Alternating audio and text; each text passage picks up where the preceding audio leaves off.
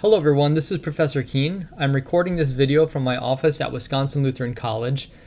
This lecture is prepared for students who are taking my course Physics 151 or Physics 201 at the college. This course is titled Space, Time, and Motion.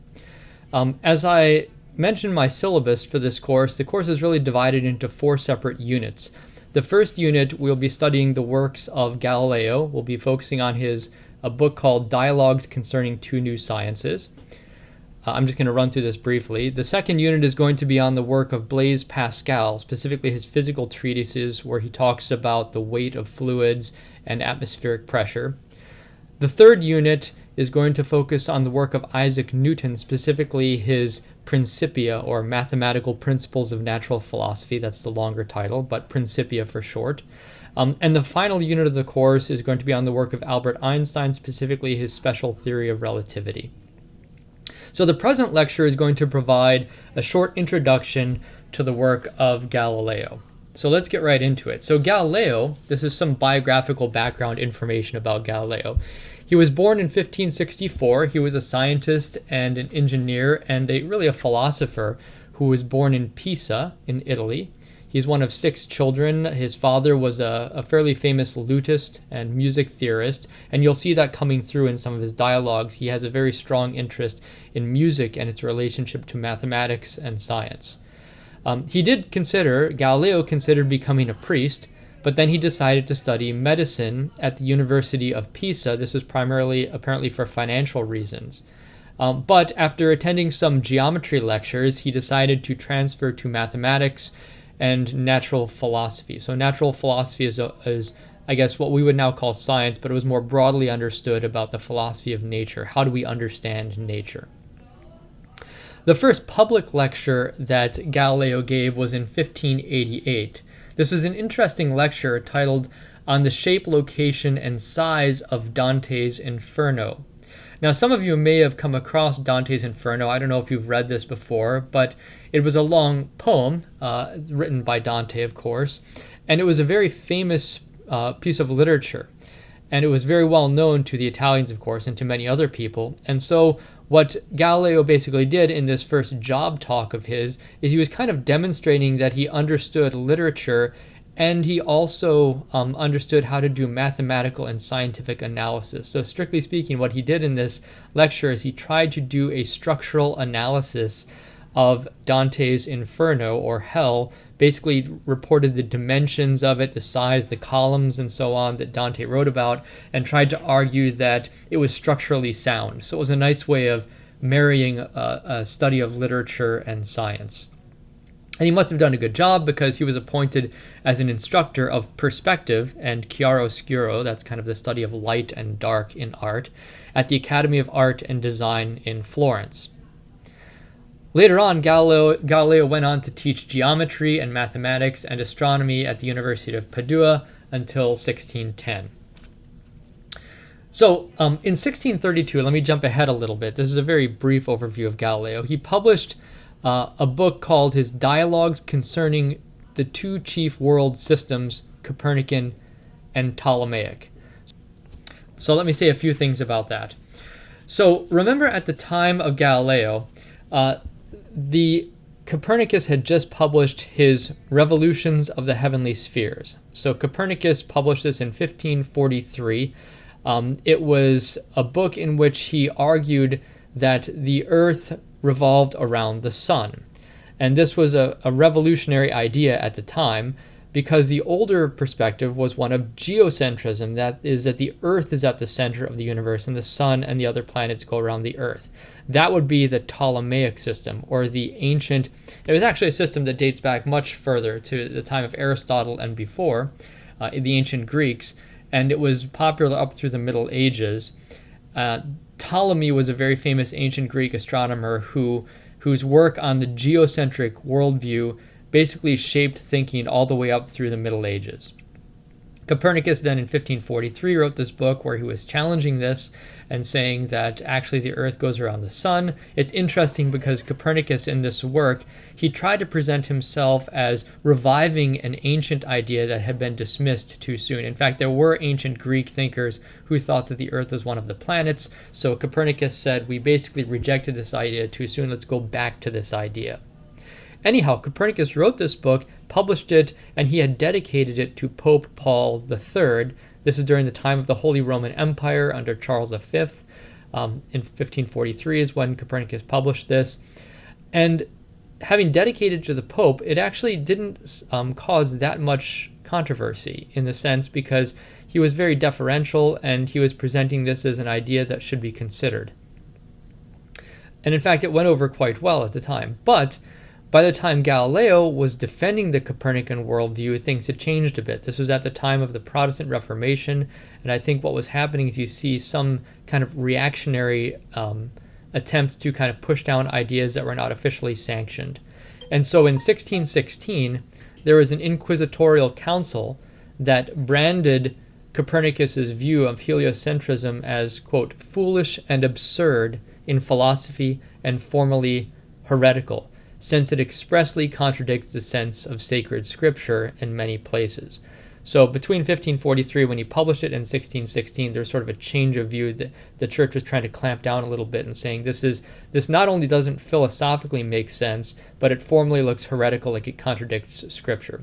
So this is a topic we spend a lot more time talking about in my Physics 101 astronomy course, but I'm just giving you a brief overview here. So then in 1632, Galileo comes along and publishes his dialogues concerning the two chief world systems, Copernican and Ptolemaic, and in this he argued that the Ptolemaic or geocentric system was incorrect and the Copernican or heliocentric system was in fact the correct model. There were a number of Jesuit theologians, specifically Bellarmine, who argued that the literal sense of Scripture has to be maintained as long as it doesn't conflict with any other philosophical or astronomical truths. So there was some resistance to Galileo's ideas, and as a result, Galileo was subsequently charged with vehement suspicion of heresy. He wasn't actually charged with heresy, he was charged with suspicion of heresy, and he was sentenced to house arrest for several years after that. So in 1638, during the time of his house arrest, Galileo published his final work, which was called his Dialogue Concerning Two New Sciences. So don't be confused. He wrote two books that are called the Dialogues. One is the Dialogue Concerning the Two Chief World Systems. That was primarily an astronomy book comparing the work of Copernicus to the work of Ptolemy.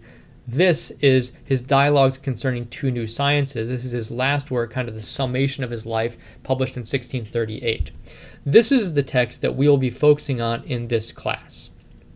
So I'm going to spend a few minutes giving an overview of his Dialogues Concerning Two New Sciences. And by the way, I'll probably just call this his Dialogues because it's tiring to keep saying Dialogues Concerning Two New Sciences.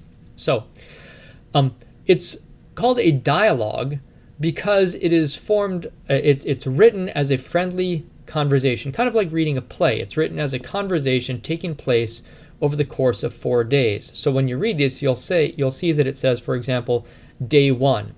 And then there are 3 people who are talking.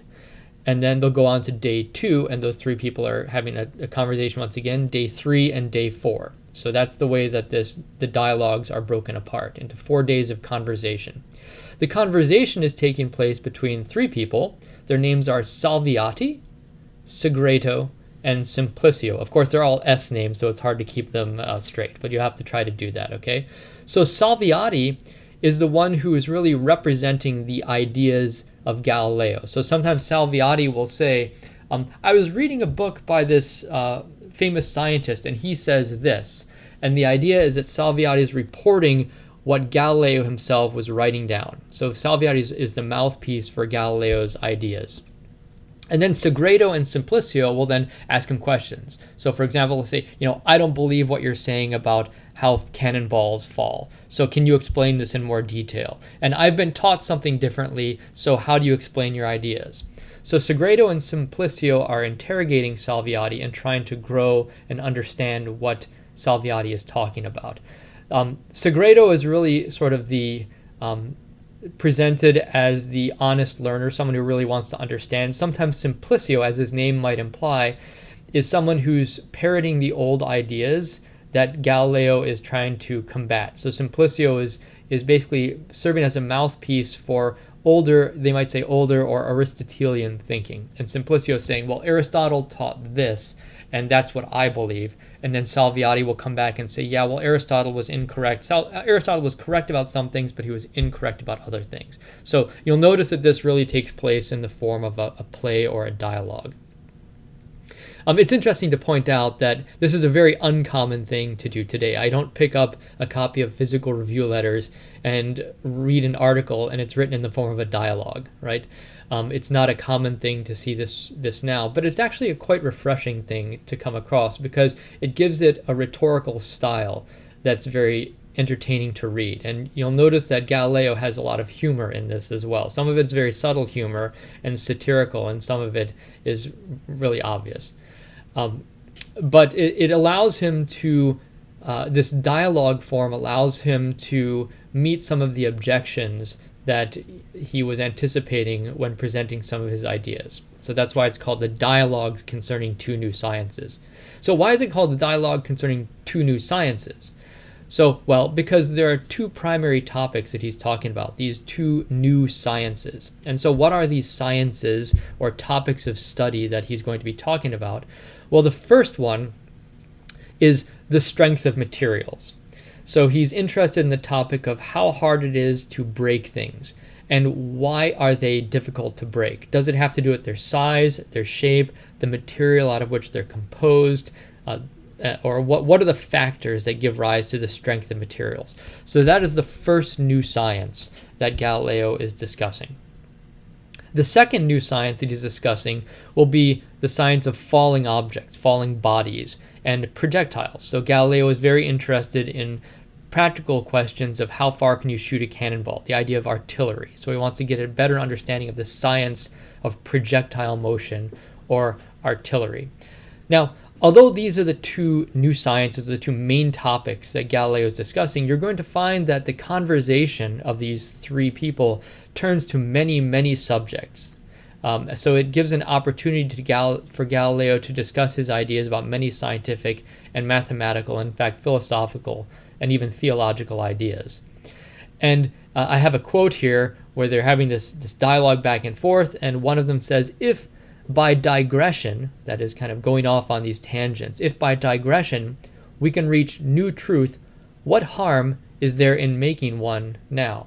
So that's sort of the philosophy. If in the context of talking about the strength of materials, we have to talk a little bit about the principle of the lever or how things balance, then that's a great thing because we can grow in wisdom by talking about these digressions. But they always kind of come back to these two new sciences, these two main topics, after going across into these digressions.